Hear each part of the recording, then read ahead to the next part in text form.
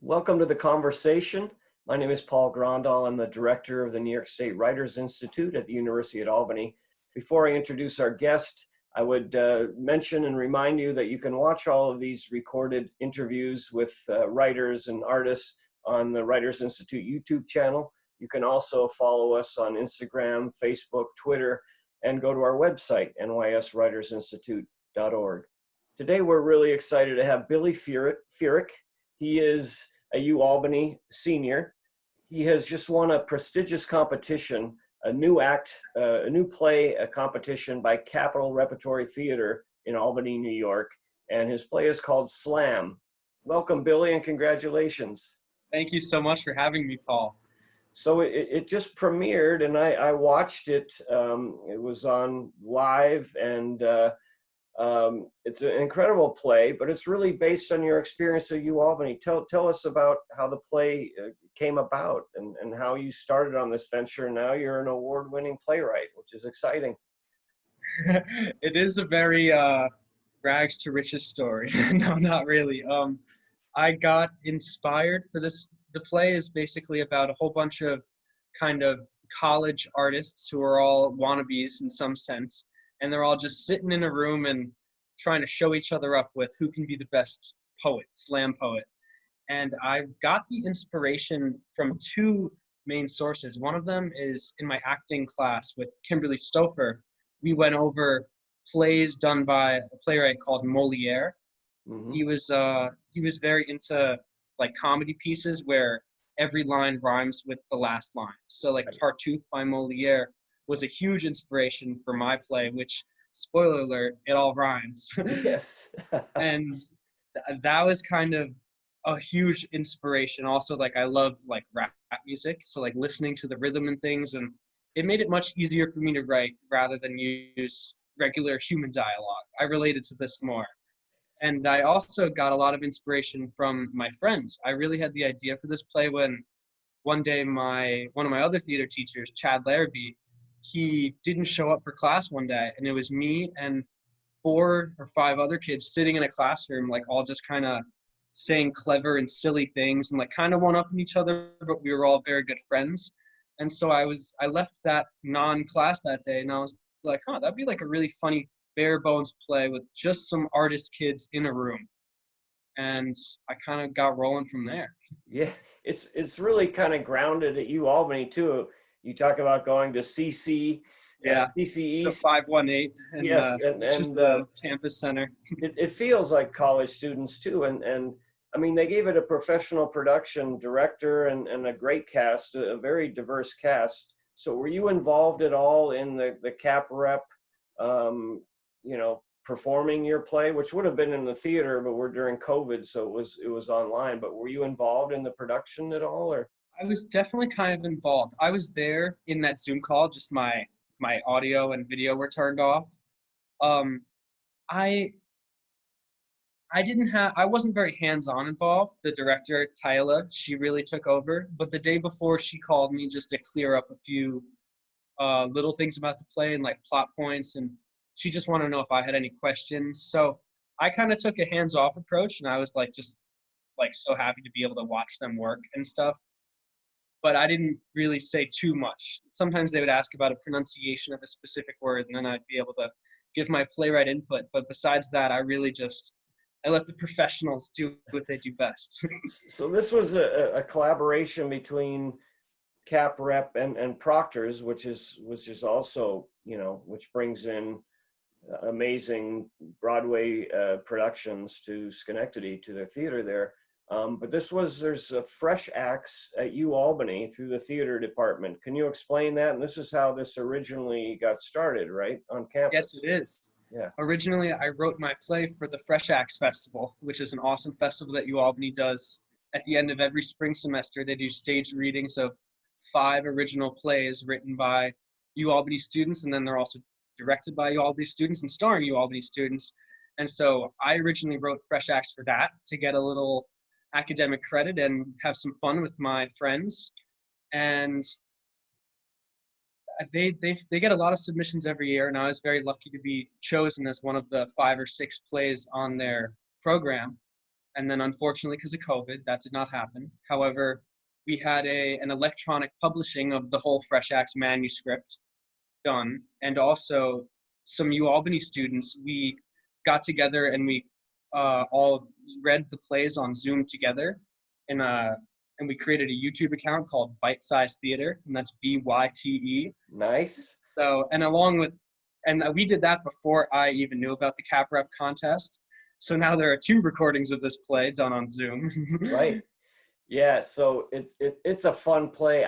You mentioned Moliere, and I was a theater minor. Now you've got 2 majors. What are your majors, Billy? Business and theater. Wow, that's quite a combination. That's interesting.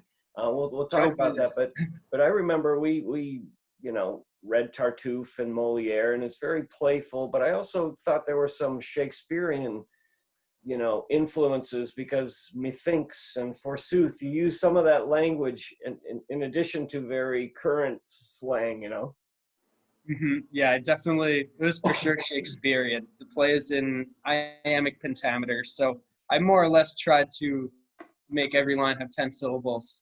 Right. Aside from line, and there's even a line where someone's like, oh man, that's 11, my bad. Yeah, so it really does have, it moves and structure, and there's a lot of humor in it.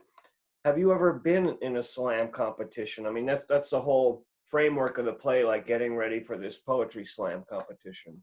I have never been in a slam competition, which is very interesting considering that I wrote a whole play about it. I think that the use of slam poetry, it allowed me to get musical with the play and be silly while kind of conforming to the fun lyrical rhythms that hip hop has. Because I've dabbled with writing hip hop songs, but it's not my forte because, I'm not a gangster and I don't really live that hip hop lifestyle, but I love the wordplay. I love like the phrasing of things and stuff. And so slam poetry already kind of seemed as like this silly thing that I was an outsider of. Like, I know people who like to write poetry, but I don't know any slam poets.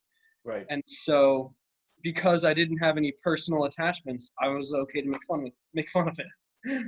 So the characters are all kind of interesting. There's 3 women and 4 men. I think the Cap-Rep cast is all actors of color, really, a really diverse cast. Were these based on some of your friends? Some of them are trash talking, and some are, very funny, and some are, I assume you are like the narrator who's always taking notes and preparing, but were these characters based on some of your friends or your own experience? They actually are based on my friends. They're based on the people who happened to be in that room that one day that our teacher didn't show up. And I wrote I wrote this play planning on having it premiere at the Fresh Acts Festival. I knew that all of my theater friends would have nothing to do and they have free schedules. So I got to thinking like, oh, if I wrote a character for my friend Kevin, and like I know that he is like very funny and that he's good at like this kind of like intonation in his voice. And so I wrote the character of Kevin for him. And also a good friend of mine, Colin, I wrote the character of Robin for him because Robin is like the antagonist of the play, and he's very mean and he's very comedic because my friend Colin always gets the leading man role, and he's always like Mr. Save the Day, shoe shine, everything. And so I thought it'd be funny to see Colin in a very devious role that's also written for him. So yeah, the the names of the characters are kind of shout outs, not literal shout outs, but shout outs to the people who inspired them. That's great. So I know you mentioned this is your first full-length play, but you also talk about you grew up in the Bronx, and your parents got you involved in theater at a young age, and then you got involved when in high school and things. Talk about a little bit growing up and how theater was part of your life. Theater has always been a part of my life growing up, very much so due to my parents. They would I remember as a kid, every like once a year or so, we'd go to like a Broadway show and we'd do all that. And I was never into theater as much as a lot of my theater friends in high school were. I was more into performing, and my parents definitely, they sensed that as a kid, and they they made sure that I was performing in some sense. I actually played Irish music from like the 1st grade until the 8th grade. I played the tin whistle and the banjo. Huh. And so that before high school, that was really my outlet for performance and performing. And it also gave me like the musical sense, which helped me to write this play. That's great. And you've also had some really influential professors in the theater program at UAlbany, kind of mentors. Why don't you mention them and talk about how they've helped you get to this stage? You're now an award-winning playwright. Yeah. Oh yeah, my for sure the number one person who's really like mentored me is Kate Wallet. I just acted in her premiere production of 16s in a Theater, a play she wrote I was in that in 1st semester, and I took an play analysis class with her, and I learned a lot about how to really analyze a play and how to the basics of writing a play and play formation, even though it wasn't her playwriting class, which I'll be taking next semester. She really encouraged me she noticed that I could write. She encouraged me to like keep on writing, even when it wasn't for a grade. And when I read Slam, she became very active in helping me do rewrites and like finding a protagonist and like centering the plot line. She really transformed it into what it is today. And she definitely just inspires me when it comes to writing. And yeah, Yeah, and then we work with her at the Writers Institute, and she's just wonderful to work with, and really talented. And I saw a staged reading of her play, her kind of gothic noir play, and she's a really talented playwright herself. You know. yeah, she really is. She knows how to really like her dialogue, like it was very bare bones, like super emotional, very two people in a room just talking, no other kind of fanciness. And that inspired me for Slam, like kind of the bare bones nature. And then you also mentioned Professors Larrabee and Stauffer that were. Yeah, Professor Chad Larrabee and Kimberly Stauffer. I've taken probably between them, I think I've taken like 3 classes from each of them, from acting 1 to acting styles to Chad taught me directing and Kim taught me movement. Those 2 classes I've found to be very, very inspirational to me. Directing, like Chad really he prepared me for what it's like to live as an artist, because like only 2 years ago, I was a business major who enjoyed acting, and now I'm an actor who also has a business major. And Chad really like I definitely credit him with like preparing me, like making me realize what a life as an artist would be like and how to prepare and how to market myself and stuff. And Kim, her movement class really, really got me in touch with my body. For lack of a better term, she definitely taught me how to better utilize my body as an instrument, both when I'm performing and in life, like at all times, just kind of like maintaining a more like being in the moment, being more aware. She helped me out a lot with that. So you've been in numerous musicals at UAlbany. I know you had a lead in Godspell. What's the theater department like for you? It sounds like it's probably the main focus of your time and career at UAlbany. And then how do you fit in the business? So you're also majoring in business too. That's a lot. It feels like I'm living a double life sometimes. I have 2 resumes. I have a theater resume and a business resume, because if for some reason people in the business world don't like to see 8x10 headshots. I don't know why. But it's an interesting mix. It is really, I prefer theater like 9 to 10. Like all the time I'm preferring theater. I really like prefer rehearsing, and especially my performance classes and stuff. I, I'm always more excited walking into the Performing Arts Center than I am walking into the business building. I think that I'm glad that I'm taking business. I think that it's like intellectually challenging me, and it's preparing me for a lot more than just a theater degree would be. But I consider myself an art student and like an artist first and foremost. Right. And just spending so much time at rehearsals with other theater artists has definitely influenced that. I kind of no disrespect to business people, but I kind of, I've done the suit and tie kind of thing, and it's not really for me. Um, So this pandemic has been so hard on everyone, certainly our students, faculty, and staff. How have you been, are you sheltering like at home? I mean, your classes are done now, but what was it like everything online and having to sort of be quarantined? It was certainly chaotic at first, finishing out the semester online, along with being in Bronx. At one point, it was like the Bronx and Queens were vying for the #1 spot of most cases in the country. So Right. my family we were quarantining ourselves very seriously. And just recently, 1 month ago, I moved full time to Albany in a house downtown because I signed the lease before quarantine. And by the time that June rolled around, it was a lot. I was able to move while socially distancing with all the people. And so now I'm here in Albany, and it has definitely been occupying my time and energy being such a new place, unpacking, fixing up the home and stuff. And so that has been keeping me busy. But it has been, I'm sure like you'd agree and everyone around in quarantine, the struggle is keeping yourself busy. And for me, like I find myself sometimes watching television for 12 hours, starting at 12 p.m., ending at 12 a.m. And Like a regular college student, of course. yeah, except instead of skipping classes, just having no classes. So at home, I kept in touch with some of the students I've worked with, and sometimes it was very difficult. There were many siblings at home. There was, challenge to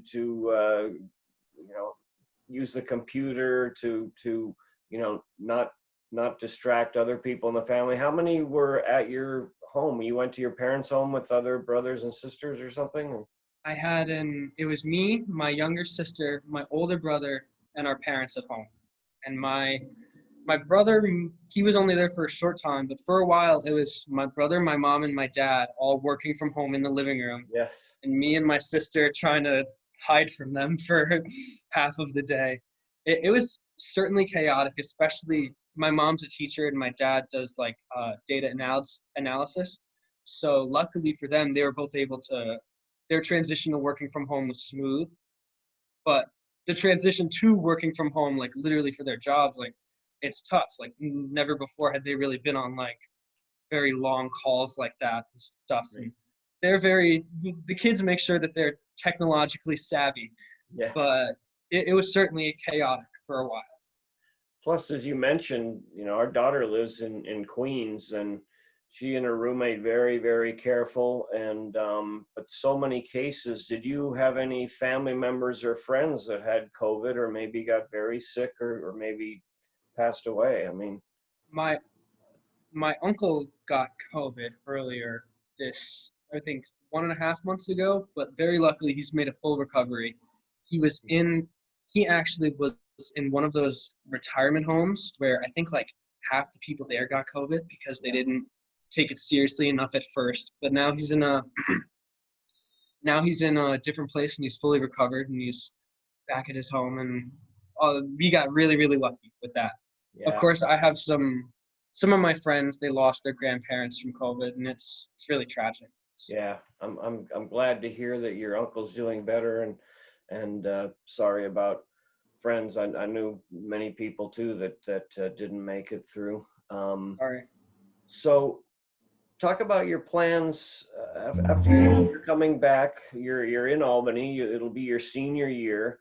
Um, it's going to be a little strange. I don't know. Do you think you're going to be able to do actual plays? I'm wondering how much is going to be possible. Well, pretty recently, Chad and Kim came out with a video, like kind of, which eased everybody's tensions.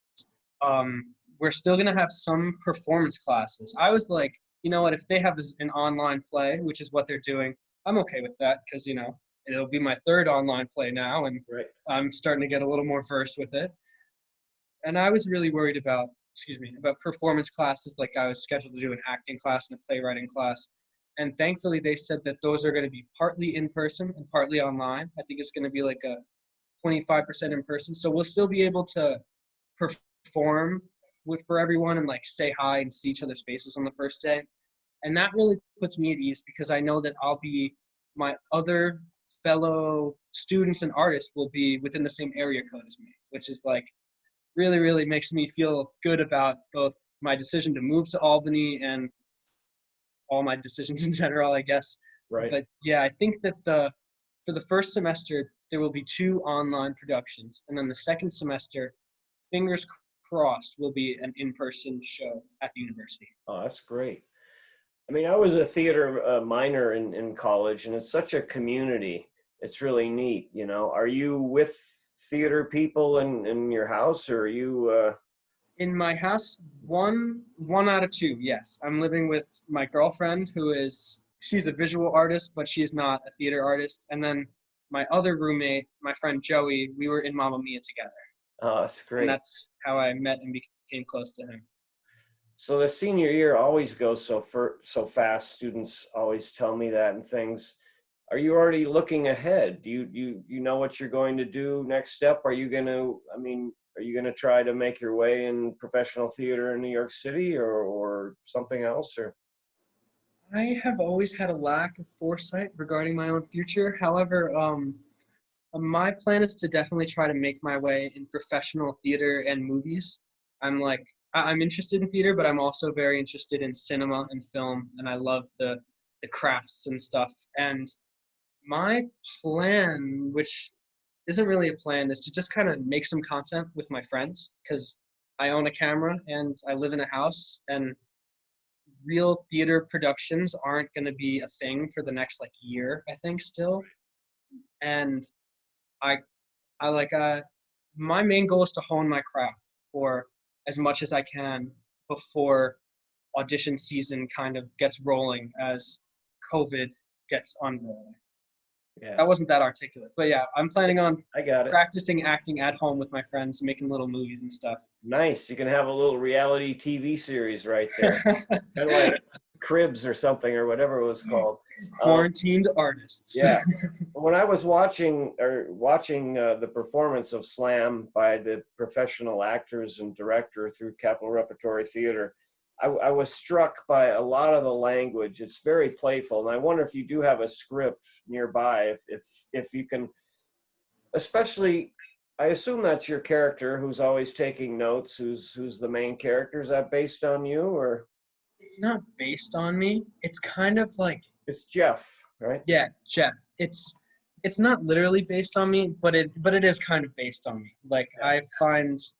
I find that a lot of times, both in real life, my friends will be talking, I'll be sitting there listening, wait a second, I gotta write that down. Yeah. I did kind of base his character, or how I imagined him, on a good friend of mine, Sean Cabrera, who I went to high school with. And I actually texted him, hey, I wrote a play and you're the main character. And he's like, what?